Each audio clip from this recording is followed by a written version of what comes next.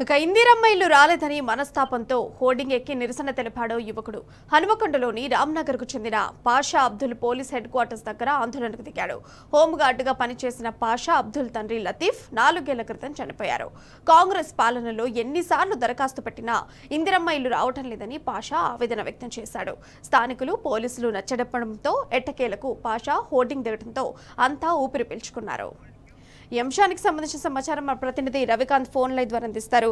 అయితే పాషా చెప్పండి, ఈ అంశానికి సంబంధించి పూర్తి డీటెయిల్స్ ఏంటి?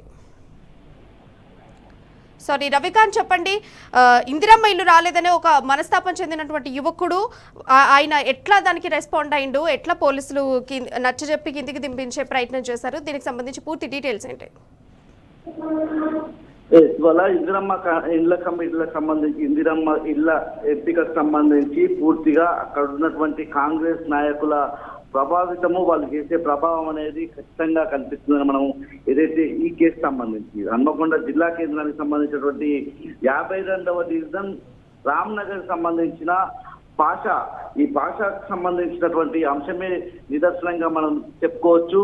పాషా అబ్దుల్ తను పీజీ చదివి ఆ కుటుంబాన్ని పోషించడానికి చాలా కష్టపడతా ఉన్నట్టుగా కూడా ఆయన మాటల ద్వారా అర్థమవుతా ఉంది. ప్రధానంగా వాళ్ళ నాన్న లతీఫ్ హోంగార్డ్ గా పనిచేస్తూ 4 ఏళ్ల క్రితం మృతి చెందినట్లుగా కూడా అబ్దుల్ చెప్తా ఉన్న సందర్భం అయితే మనకు కనిపిస్తా ఉంది. మా ఇల్లు పూర్తిగా 2022లో వచ్చినటువంటి భారీ వరదలతో ఇల్లు కూలిపోయింది. మేము అర్హులము, మాకు ఇల్లు రావాలి.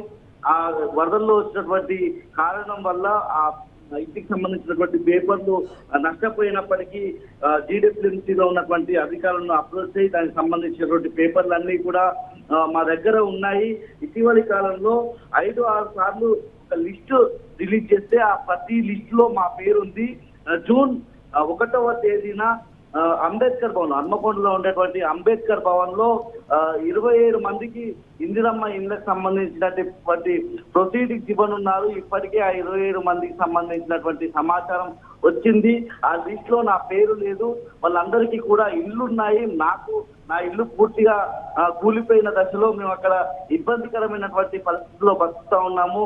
మాకు ఇల్లు ఎందుకు రాదు, మాకు న్యాయం జరగడం లేదన్నటువంటి అతని ఆవేదన వ్యక్తం చేస్తూ పోలీస్ హెడ్ క్వార్టర్స్ ముందున్నటువంటి హోర్డింగ్ ఎక్కి తన ఆవేదన వ్యక్తం చేసే ప్రయత్నం చేశాడు. ఈ క్రమంలోనే అక్కడికి చేరుకున్నటువంటి ట్రాఫిక్ పోలీసులే కావచ్చు, అతని స్నేహితులు కూడా నచ్చజెప్పి దింపే ప్రయత్నం చేయగా దిగినట్టుగా మనకు తెలుస్తా ఉంది. పూర్తిగా తనను ఇబ్బందులు పెట్టే ప్రయత్నం అయితే చేస్తా ఉన్నటువంటి అంశం అతని మాటల ద్వారా వ్యక్తమవుతా ఉంది. ముఖ్యంగా స్థానిక ఎమ్మెల్యేకు, అదేవిధంగా ఎమ్మెల్యేకి సంబంధించినటువంటి అతని అనుచరులకే కావచ్చు, అతని సహాయకులుగా ఉన్నటువంటి వాళ్ళను సంప్రదించే ప్రయత్నం చేసిన వాళ్ళు పట్టించుకోలేదని ఆ ఆవేదనతోనే నేను హోర్డింగ్ ఎక్కానన్నటువంటి అతని మాటల ద్వారా అర్థమవుతాం. Right Ravikant, thank you.